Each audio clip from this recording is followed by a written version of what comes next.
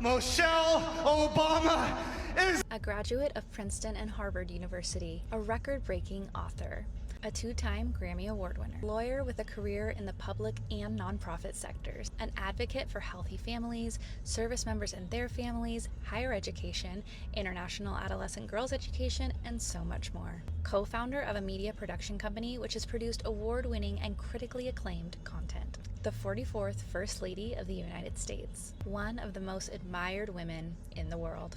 What an icon. Calling Michelle Obama a former First Lady, a man on live TV on the White House lawn, is so insanely fucking disrespectful. Michelle Obama is a man. Am I right, America? This is not liberal snowflake propaganda. There is a big difference between what this UFC fighter did and a comedian telling an offensive joke. You go to a comedy show understanding that the boundaries are going to be pushed. That is literally their job. In the words of the great late Patrice O'Neal, half the room should be in utter disgust, shock, and fucking hating your guts, and the other half should be dying of laughter. And if this was a regular UFC fight in like Abu Dhabi or some bullshit and he got on the mic and said that, whatever. He's just rage baiting, trying to be controversial, trying to be put on the next title card by Mr. Daddy Dana White. But you were on the White House lawn in an event that was already publicly ostracized because it feels like a circus act, but y'all are saying it represents freedom and everything that's great about America. Okay, cool. They were great fights, yes.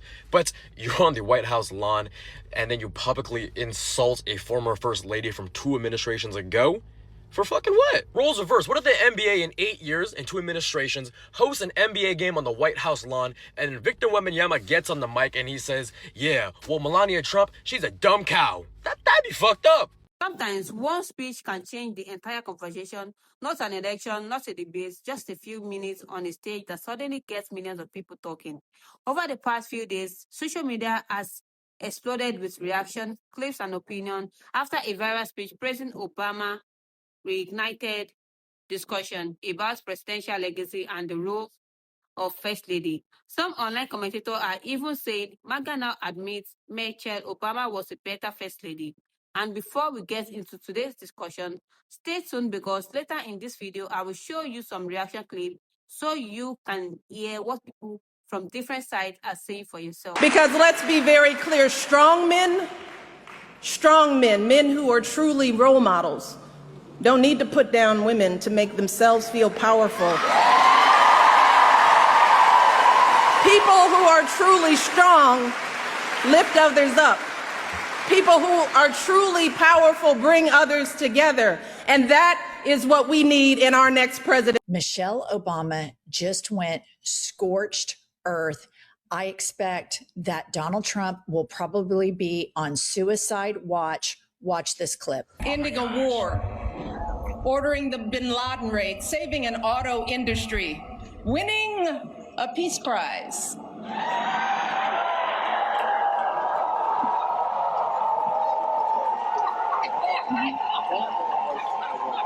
Keeping us safe from Ebola, regulating the bank. Trolling of Trump, winning the peace prize. And you saw Barack and Hillary just hamming it up there. What's your take on that? They know what's up. Look, Michelle Obama knows. You remember her at the convention where she talked about, she is not when they go low, we go high anymore. When they go low, she goes classy low. You know what I'm saying? She's an Ivy League educated, gorgeous woman who knows how to, who knows how to read someone without having to go, we will say, fuck him. She won't do that because she's the forever First Lady. I think we all can agree Michelle Obama is a man. That was said on the White House South Lawn yesterday. In the year of our Lord, 2026, that was said from the UFC fighter's mouth. It's Trump's 80th, mind you. America's 250. That's what this grand thing is supposed to be about. America, 250 years. You had nothing to say about that. Nothing at all.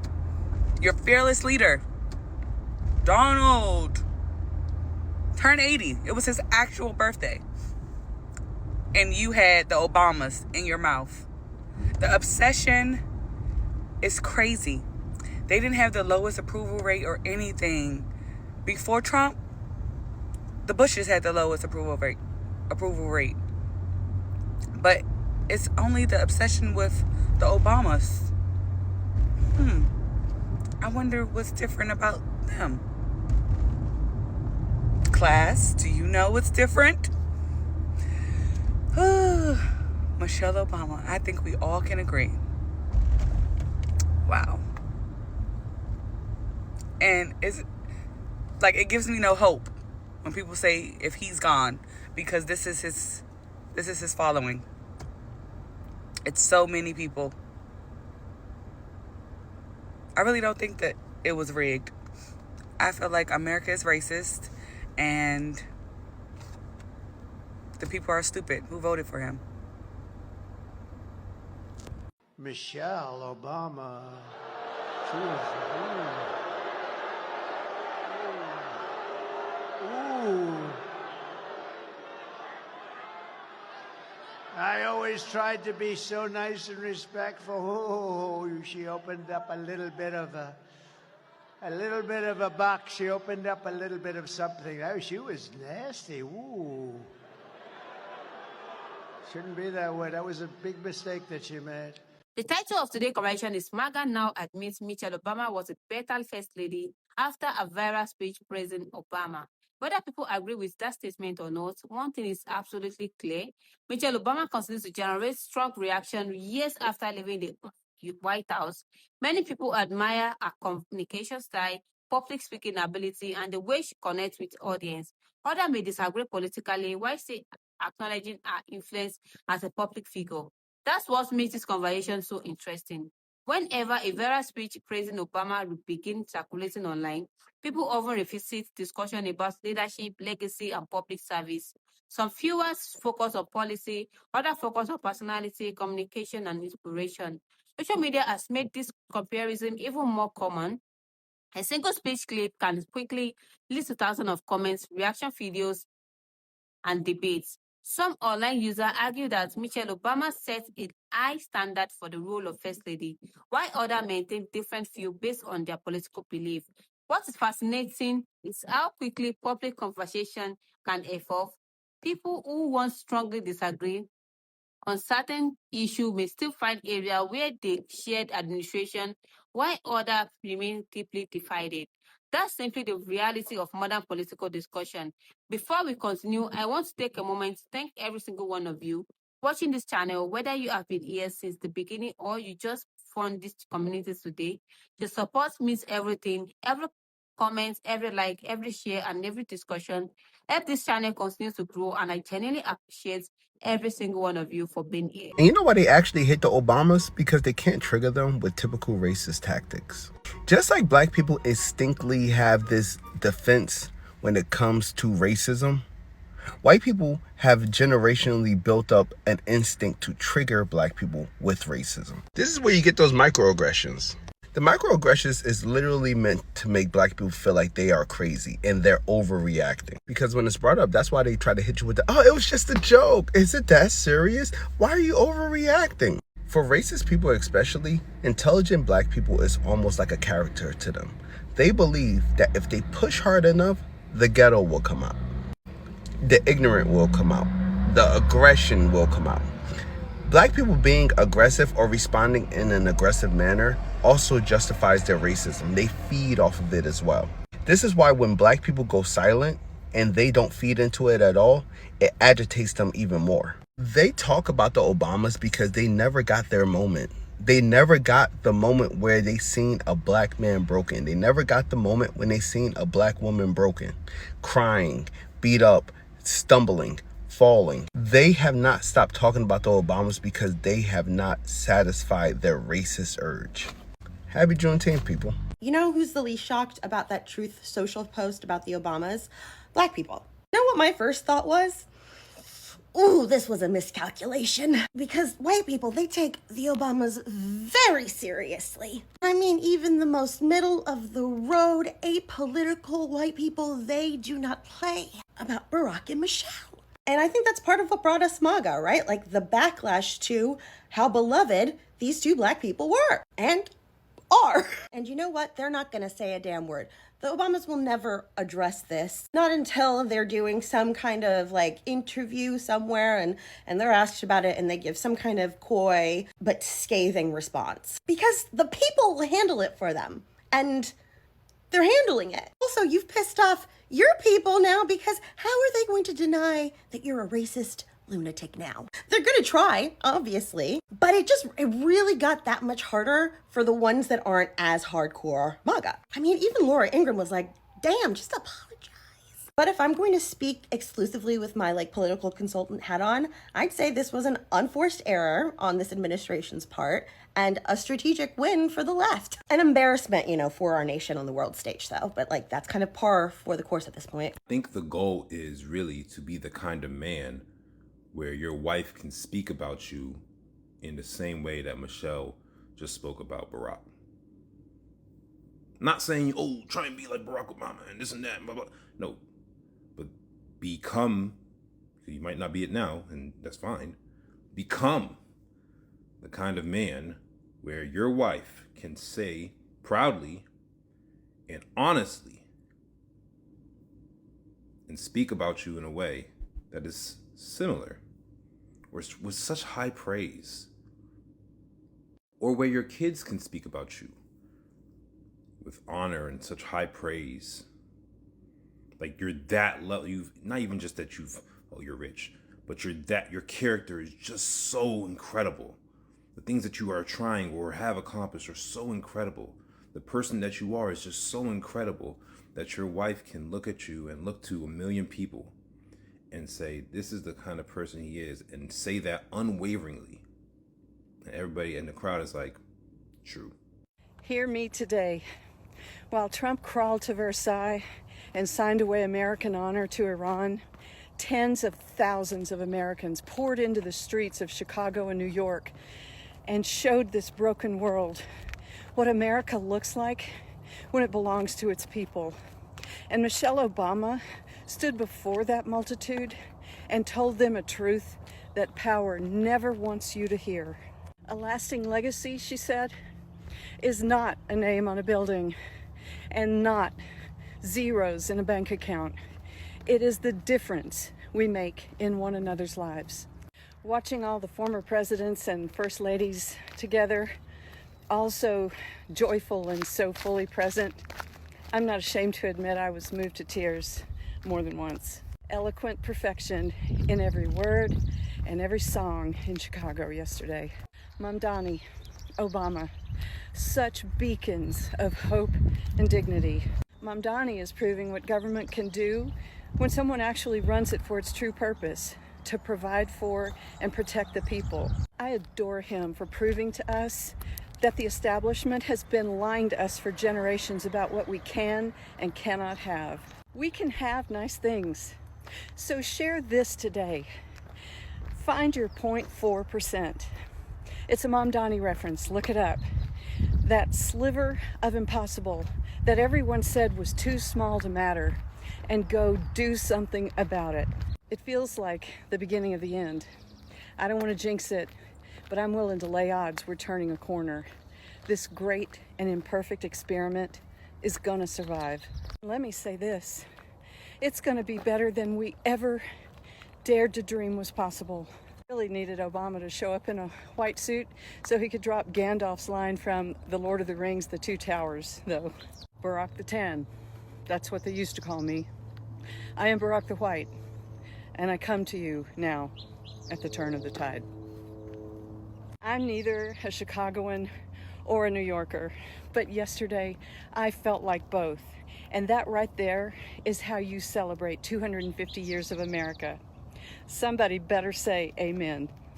Stop what you're doing and go watch Michelle Obama's speech at the opening and dedication of the Obama Presidential Library today. It is beautiful. I teared up multiple times. First of all, the way she talks about him in a personal sense and about their relationship, like they're couples goals. Like they're really actually in love. They actually like each other. They're a true partnership. It's so beautiful and decent and wholesome and admirable. It's It's just beautiful. She says to him at one point, Barack, I'm gonna need you to look at me before she starts like talking about their relationship. And he laughs and he's like, nope, I'm gonna look down because he's trying not to cry. It's absolutely gorgeous. And then Michelle makes this joke, which is really funny, about how he won a Nobel Peace Prize and how great that is. And her tone is obviously mocking Trump. And then Hillary is sitting behind Barack, and you can audibly, like, the camera's not even on her, it's on Michelle as she's saying this, but you can audibly hear Hillary Clinton burst out laughing. It's so funny.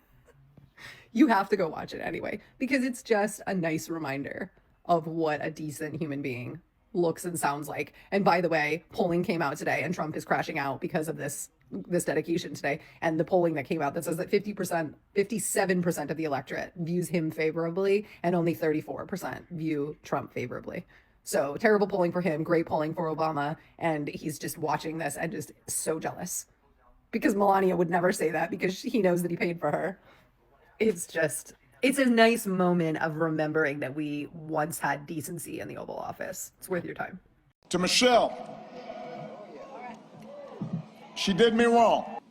Barack, there are no words to express how proud I am of the way you showed up and continue to show up every single day. It has been an honor to be by your side. You have made me a better person and have given us all an example that we should strive to emulate. To Michelle, she did me wrong. She wouldn't let me see her speech. She knew she was going to mess me up, and she did it anyway. But she's always made me better. Michelle Obama just brought down the house at the Obama Presidential Library opening, praising President Barack Obama for, among other things, winning the Peace Prize. You have to watch this moment that is going to go viral.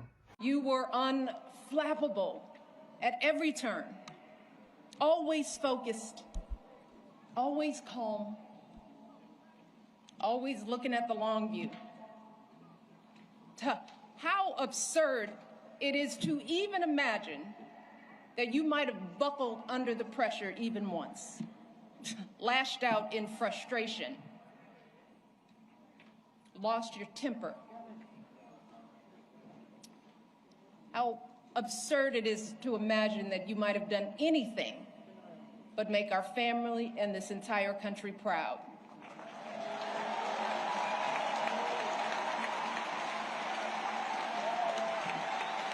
No, you were too busy.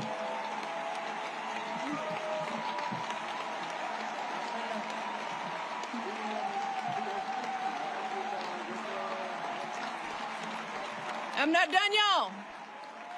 Not done. So much to say.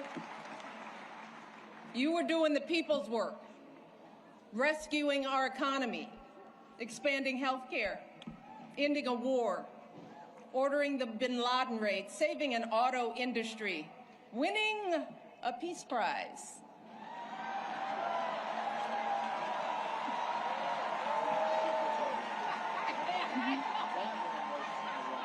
Keeping us safe from Ebola, regulating the banks, standing up for marriage equality, listening to science, and comforting an entire nation in the face of unspeakable tragedies.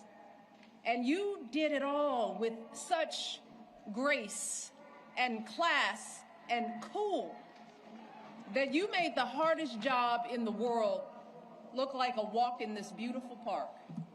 You can tell what kind of white man a white man is by asking him his thoughts on Michelle Obama. There's usually two groups. Group A will go, Michelle Obama, oh man, she took away my full sugar Gatorade in middle school. Oh man, she messed with those vending machines. I liked my Rice Krispie treats or some bullshit. And then move on.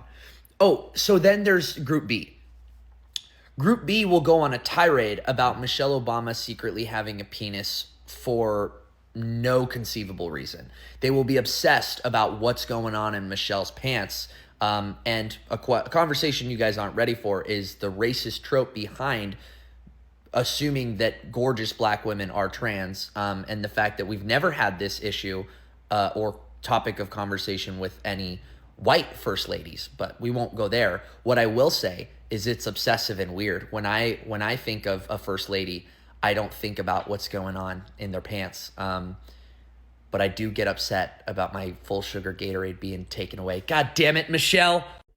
Porch family, I don't know if y'all caught Michelle Obama's speech today, but if you haven't, you need to, because what I witnessed was one of the greatest political drive-bys I've ever seen, and the best part is she never even mentioned a man in charge's name to do it. Nope, she just stood there and started describing Barack Obama, and somehow every sentence landed like a folding chair at a wrestling match. I was howling. The whole thing felt like watching somebody describe a bear without saying the word bear. Large, covered in fur, eats fish, lives in the woods, and everybody in the audience is sitting there thinking, yep, that's a bear. So Michelle starts talking about Barack's character, his temperament, his ability to handle pressure. Then she says how absurd it is to imagine that you might have buckled under pressure, lashed out in frustration, or lost your temper. And y'all, the audience didn't hear a compliment. They heard a comparison, a very specific one. The kind of comparison where nobody says a name, but everybody suddenly thinks of the same damn person. Then she doubled down. How absurd it is to imagine that you might have done anything but make our family in this country proud. And y'all, I swear to God, you could almost hear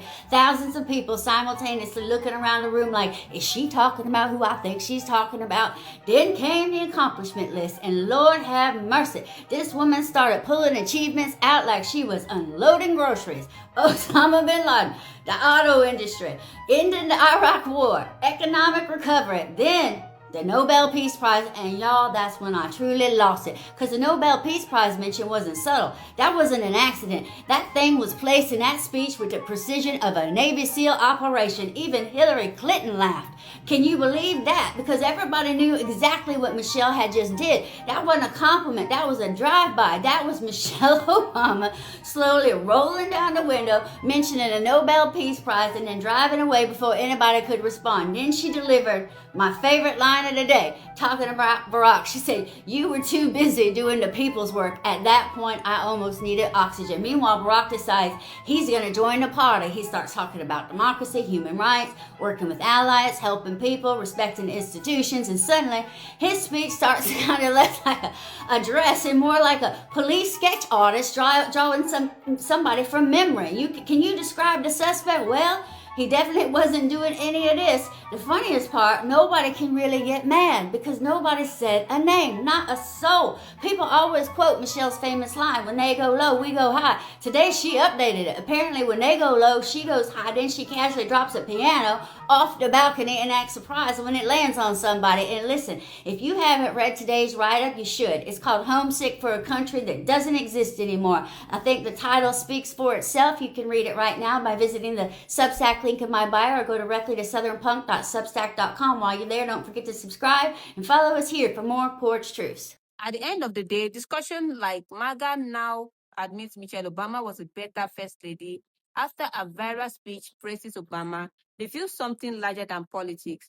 They show how public figure continues to influence people long after they leave office. Leadership isn't only measured by policy or election. It's about measured by communication, public engagement, inspiration, and the ability to connect with people. That's why speeches can still resonate years after, and why certain public figures remain part of national conversation. One reason Michelle Obama continues to attract attention is because many people see her as more than a former first lady. Some view her as an inspiration speaker. Others see her as a cultural figure, and for many people, her speeches often spark conversation that go beyond politics itself. At the same time, it's important to recognize that people will always have different opinions. Some viewers may agree with the idea that she was a better first lady, while others may strongly disagree. That's part of what makes this discussion so engaging. Most importantly, this is that we continue having conversation respectfully. Political opinion will differ, but understanding why people hold certain view can often teach us something valuable. And that's one reason I am so grateful for this community. You show up, you engage thoughtful, and you are willing to discuss difficult topics while respecting different perspectives. Every comment, every discussion, every few points help make this channel special. Now I want to hear from you. What quality makes someone an effective first lady? Is it communication, public service, advocacy, popularity, or something else entirely? Let me know in the comment below because your opinion matters. And if you enjoyed this video, don't forget to smash that like button, subscribe to the channel, and turn on all post notifications so you never miss our next discussion. Share this video with your friends and family and help us continue building one of the strongest community on YouTube. Thank you again for watching. Thank you for your support, and I will see you all in my next video.